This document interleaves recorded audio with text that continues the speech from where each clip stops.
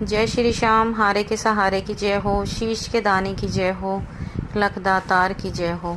दोस्तों, उम्मीद करती हूँ श्याम बाबा के आशीर्वाद से, श्याम बाबा की कृपा से आप और आपका परिवार कुशल मंगल होगा और श्याम बाबा की कृपा हमेशा अपने भक्तों पर ऐसे ही बनी रहे। बाबा श्याम सदा सबका कल्याण करते रहें। दोस्तों, जो लोग नए जुड़ रहे हैं, हमारी वीडियोस को देख रहे हैं, सबसे पहले वो हमारे चैनल को सब्सक्राइब कर बेल आइकन को ज़रूर प्रेस कर दें, क्योंकि हम अपने चैनल पर ऐसी बाबा श्याम से जुड़ी जानकारियां, बाबा श्याम के सत्य चमत्कार और बाबा श्याम के अनुभव आप सभी लोगों के साथ शेयर करते रहते हैं। और हमारी वीडियोस को जितना हो सके ज़्यादा से ज़्यादा शेयर करें, ताकि और भी लोग श्याम बाबा से जुड़ सकें, श्याम बाबा की कृपा पा सकें। दोस्तों, आज की जो सत्य घटना मैं आप लोगों के साथ शेयर करने जा रही हूँ, उसे सुनकर आपकी आंखों में आंसू तो आएंगे ही आएंगे, साथ ही साथ आपको बाबा श्याम पर बहुत ज़्यादा भरोसा हो जाएगा। तो दोस्तों, वीडियो को अंत तक ज़रूर सुनें और कहानी पसंद आए तो वीडियो को लाइक कर दें, शेयर कर दें और कमेंट बॉक्स में जय श्री श्याम ज़रूर लिखना। तो चलिए शुरू करते हैं। जय श्री श्याम सभी भक्तों को। दोस्तों, आज की कहानी दिव्या जी की है, जो कि बिजनौर की रहने वाली हैं। दिव्या जी के 2 बच्चे हैं, एक बेटा और एक बेटी। परिवार में उनके जेठ जेठानी हैं 2, और वो घर में सबसे छोटी हैं। उनके ससुर जी नहीं हैं, खाली उनकी सास हैं। वो एक मिडिल क्लास से बिलोंग करती हैं। मैं बता दूं कि उनका जो सास का जो व्यवहार है उनके प्रति काफ़ी ज़्यादा मतलब ख़राब है, जो कि होना भी नहीं चाहिए। काफ़ी ज़्यादा गलत तरीके से उनकी सास उनके साथ बिहेव करती हैं, जो कि मैं आपको वीडियो के माध्यम से नहीं बता सकती। ऐसी ऐसी बातें उनकी सासू माँ उनको बोलती हैं, उन्होंने बताई, तो आप समझ जाइए कि देखिए ऐसा व्यवहार बिल्कुल भी होना नहीं चाहिए। अब साथ ही साथ होता क्या है, जब दिव्या जी की शादी होती है तो कोई भी लड़की जब शादी होकर अपने ससुराल में आती है, उसको सबसे ज़्यादा उम्मीद सिर्फ अपने पति से होती है। क्योंकि देखिए, जब ससुराल में सब एक तरफ हो जाएं और उनके साथ अगर उनका हस्बैंड भी हो जाए, तो फिर लड़की बिल्कुल अकेली पड़ जाती है। वही सेम दिव्या जी के साथ हो रहा था। जब दिव्या जी शादी होकर आई तो शादी के कुछ ही महीनों बाद उनके साथ लड़ाई झगड़े शुरू हो गए, जिसमें कि उनके हस्बैंड भी अपनी मम्मी के साथ शामिल थे। उनके हस्बैंड गलत काम का मतलब उनके हस्बैंड जो है दारू बहुत ज़्यादा पिया करते थे, बहुत ज़्यादा शराब पिया करते थे। और जो भी कुछ पैसे कमाते वो अपने यार दोस्तों में बैठकर दारू में उड़ा देते, जुआ खेलते, ऐसे गलत काम करते। और अगर दिव्या जी उन्हें रोकती तो दिव्या जी के साथ मार पिटाई करते, दिव्या जी के साथ अपशब्दों का यूज़ करते, गलत शब्दों का बोलते। तो दिव्या जी को बहुत ज़्यादा दुख पहुंचता। दिव्या जी उनकी इन हरकतों से बहुत ही ज़्यादा परेशान आ चुकी थी। उनको दिन रात यही टेंशन रहती थी कि आखिर करें तो करें क्या। बस वो यही सोचती थी कि कुछ भी करके, कैसे भी करके ये सुधर जाए, क्योंकि उन्हें यही लगता था कि जब उनका हस्बैंड उनके साथ नहीं है, उनको यही रहता था कि मैं कहूँ तो किससे कहूँ। दिव्या जी अपने मायके वालों से भी नहीं कह सकती थी, क्योंकि उनके मायके वाले भी थोड़ा मीडियम क्लास से ही हैं। तो वो चाहती थी कि मैं अपने घर वालों को भी दुख ना पहुँचाऊँ। उनको मैं बताऊँगी तो उनको मेरी व्यवस्था जानकर और भी ज़्यादा दुख हो जाएगा। इस वजह से वो अपने मायके में कुछ भी नहीं बताती थी और अपने दुख सहती रहती थी। अब होता क्या है, दिव्या जी एक दिन ऐसे ही फ़ोन चला रही थी। फ़ोन चलाते चलाते उनके सामने एक बार भजन आ जाता है श्याम बाबा का। वो खाटू श्याम बाबा का भजन सुनती हैं, कन्हैया मित्तल वाला। उनको वो बताती हैं कि मैं तो जानती ही नहीं थी कि कौन है खाटू श्याम वाले बाबा, कैसे हैं, कौन है, मुझे नहीं पता।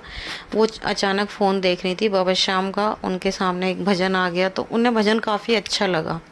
उन्होंने भजन सुना, फिर उसके नीचे ही ऐसी सत्य कहानियाँ आने लगी श्याम बाबा से जुड़ी। उन्होंने 1-2 कहानियाँ सुनी, उन्हें काफ़ी अच्छा लगा। फिर उन्हें लगा कि शायद ये सच में मतलब हारे का सहारा है। उन्होंने फ़ोन में ही बाबा श्याम को देखा था। वो बताती हैं कि मैंने श्याम बाबा को देखा ही नहीं था, ना ही मैं उन्हें जानती थी। फ़ोन के माध्यम से ही मैं श्याम बाबा को जान पाई। अब होता क्या है, ऐसे ही मतलब वो 2-4 दिन उनको बीत जाते हैं। वो श्याम बाबा की वीडियो देखती हैं, फिर वो मन ही मन बाबा श्याम से अर्जी लगाती हैं। कहती हैं कि श्याम बाबा कुछ भी करके मेरे हस्बैंड को सुधार दो, मेरे हस्बैंड सुधर जाए, सही रास्ते पर आ जाऊं। इस तरह से श्याम बाबा से अर्जी लगाया करती थी। अब जो उनके हस्बैंड है, जो भी कुछ वो कमाया करते थे, वो दिव्या जी को दिया ही नहीं करते थे। मतलब ये देख लो, घर में बस जो कुछ गुजारे लायक सामान आ गया तो ठीक है। अब उनके बच्चे भी अगर ये कहते थे ना कि मम्मी शाम को क्या बनेगा, तो दिव्या जी बताती हैं कि मैं अपने बच्चों को बस यही कहती थी, बेटा मुझे नहीं पता शाम को क्या बनेगा, शाम को रोटी मिलेगी भी या नहीं मिलेगी। उनकी ये व्यवस्था हुई पड़ी थी उनके हस्बैंड के कारण, क्योंकि वो कमाते तो थे पर उन्होंने सब कुछ खराब कर रखा था, उनके पास कुछ नहीं था। और आप जानते हो कि जब इंसान के पास पैसा नहीं होता ना, तो यार दोस्त तो दूर, अपने भी साथ छोड़ देते हैं।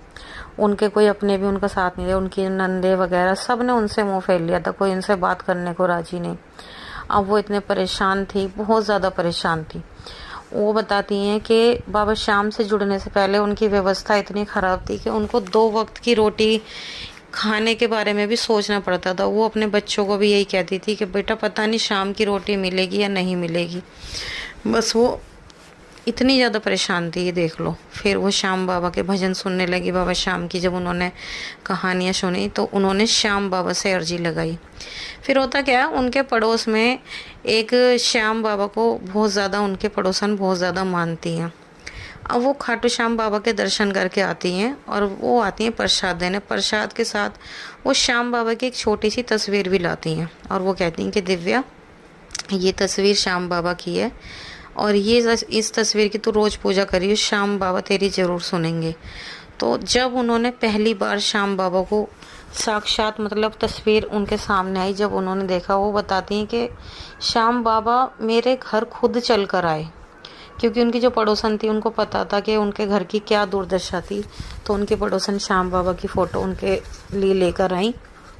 तो जब दिव्या जी ने श्याम बाबा की फ़ोटो को अपने घर के मंदिर में स्थापित किया, डेली श्याम बाबा की पूजा वो करने लगी। सच्चे मन से, सच्चे भाव से वो श्याम बाबा की पूजा करने लगी और श्याम बाबा से रोज़ बस यही प्रार्थना करती।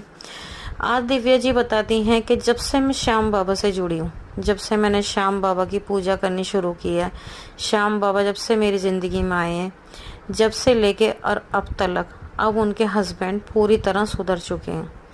मतलब कुछ है थोड़ा बहुत, पर पूरी तरह सुधर चुके हैं। वो कहती हैं कि जिस तरह से पहले रोज डेली वो जुआ खेले करते थे, दारू बहुत पिया करते थे, आज उन्होंने दारू बिल्कुल पीनी बंद कर दी। दारू तो वो बिल्कुल भी पीते ही नहीं और जुआ भी उन्होंने बिल्कुल छोड़ दिया। 1% अगर किसी ने बुला लिया तो चले जाते हैं, वरना वो जुआ भी खेलते ही नहीं। अब वो अपने बच्चों को भी प्यार करने लगे और अब अच्छे से वो काम करते हैं। पहले जो काम किया करते थे, दिव्या जी को दिया ही नहीं करते, घर में घर खर्च दिया नहीं करते थे, पर अब वो अच्छे से रोज़ जॉब पर जाते हैं और अपने बच्चों को अच्छे से सब चीज़ की व्यवस्था उन्होंने कर रखी है। दिव्या जी बताती हैं कि श्याम बाबा सच में हारे के सहारे मैं पूरी तरह टूट चुकी थी। मैंने उम्मीद ही छोड़ दी थी जीने की। मुझे लगता ही नहीं था कि शायद मैं ये जीवन जी पाऊंगी या नहीं जी पाऊंगी। वो रोज़ रोया करती थी, रोज़ अपने आप को कोसती थी। वो बताती हैं मुझे सबसे ज़्यादा अपने बच्चों की फ़िक्र होती थी, लेकिन श्याम बाबा ने मेरी ज़िंदगी इस तरह बदल के रख दी कि मैं बता नहीं सकती। इस तरह से उन्होंने श्याम बाबा ने उनकी ज़िंदगी बदल के रख दी। तो दोस्तों ऐसे हैं हमारे श्याम बाबा। अगर श्याम बाबा किसी की लाइफ में आ जाए ना, और अगर वो इंसान सच में श्याम बाबा से सच्चे दिल से प्यार करे, बाबा श्याम को माने, तो श्याम बाबा उसकी अर्जी ज़रूर स्वीकार करते हैं। बाबा श्याम उसके दुखों को ज़रूर दूर करते हैं। तो दोस्तों आज की ये सत्य कहानी यहीं पर समाप्त होती है। कैसी लगी ज़रूर बताना। पसंद आई हो तो लाइक, शेयर, कमेंट करना बिल्कुल भी ना भूलें। मिलते हैं कल एक और नई वीडियो के साथ। जब तक के लिए सभी भक्तों को जय श्री श्याम।